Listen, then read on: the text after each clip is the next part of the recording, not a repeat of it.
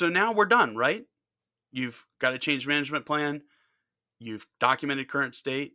You've created some success metrics. You have your future state. You have a governance model. Implement it and walk away, right? Wrong.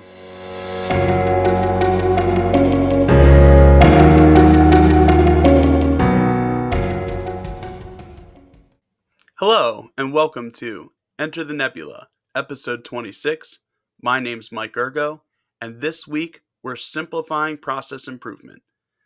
I'm going to cover at a high level, very quickly, a methodology that I've developed that can be applied to any size process improvement and really give you a framework to make sure whatever you're looking to improve is successful. If you're looking for something maybe a little bit more detailed or um, specific, I'm going to ask in a poll, and you can let me know in the comments if it would be beneficial to do something longer and more thorough, like a case study. If you're interested in something like that, let me know. I'd be happy to put something like that together.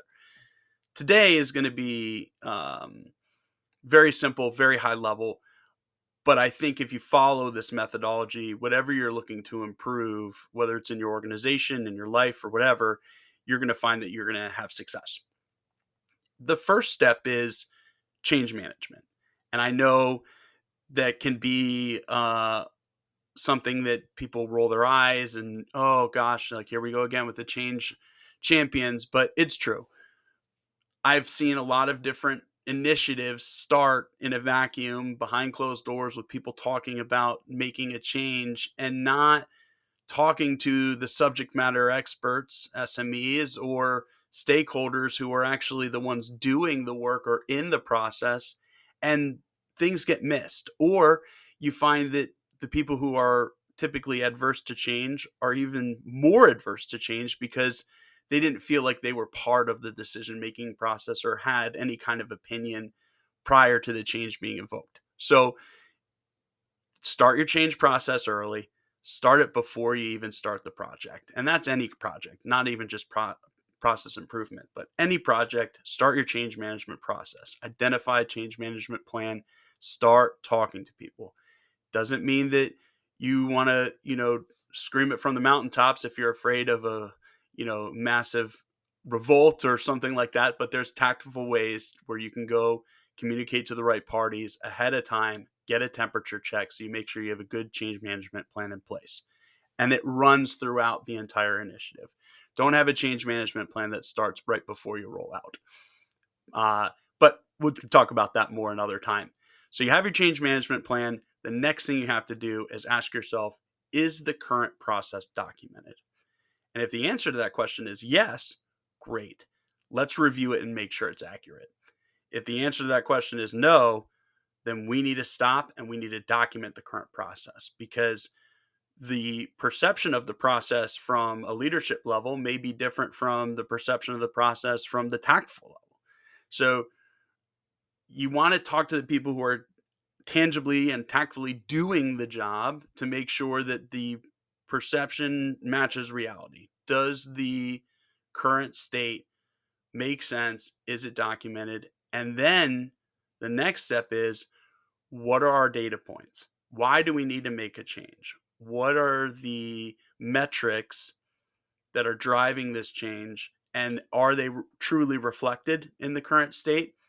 And if they're not, let's get a baseline, because you don't want to ever just make a change to make a change. You want to make a change and be able to tangibly show that it's good and making some kind of positive impact on your organization.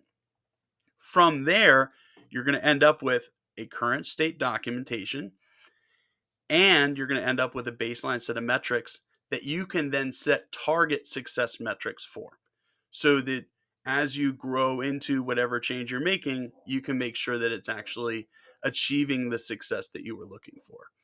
So you have a current state documentation, you have success metrics. The next step is the future state documentation. And you want to make sure as you're documenting future state that all parties are involved and that you're enforcing the fact that this is a draft. Don't have anyone feel like any decisions that are made are final and set in stone. This should be kind of a moving target. And the reason for that is, as you go through the improvement, you may find that some assumptions you've made aren't true, or some changes you made didn't result in those success metrics that you were hoping for. So you want to give yourself the flexibility to tweak as you go. As you're developing that future state, the next step is you need to make sure that there's a set of governance to ensure parties that are impacted by this process are going to follow this change, and that there are potential repercussions if they don't follow the change. The reason for that is, if you implement, say, a new onboarding process and you're looking to have a success metric of less attrition within the first 90 days of employment, if you have people who aren't following the onboarding process, you're going to have skewed data, right? So you want to make sure that there's a governance model put in place so that whatever your new process is, there's some enforcement to make sure people are following it. That gives you accurate data. So now we're done, right? You've got a change management plan. You've documented current state. You've created some success metrics. You have your future state. You have a governance model. Implement it and walk away, right? Wrong. I highly recommend having some kind of continuous improvement plan in place for any new process project in general. It's just like any SaaS product, right? If you have any kind of cloud based product, even the operating system on your phone, you get periodic updates and releases and patches to make sure that it's up to date, giving you new features and meeting the new needs. Any new process is going to be the same way. And if you're constantly improving it and constantly looking at making sure that the process is meeting the current needs of the organization, you're going to find that you don't have to go through this massive transformation again, because you're looking at it on a recurring basis. Now, whether that's quarterly, bi-yearly, whatever works for you and your organization, by embracing a continuous improvement model, you're going to avoid these massive transformations in the future. I hope this is helpful. I think it's something that we all can apply as we go through work. And you're going to see that the initiatives that you have, you don't have to go back and restart or have some of these contentious conversations at the end because you didn't talk to the right people. Thank you for listening. Again, my name's Mike Ergo. You can read the whole article on my website, intellectualnebula.com. And I hope you're enjoying this series. Be sure to follow and like on all platforms, especially on YouTube and Instagram, as it helps me grow my brand. I hope you have a great rest of your week, and I'll see you next time.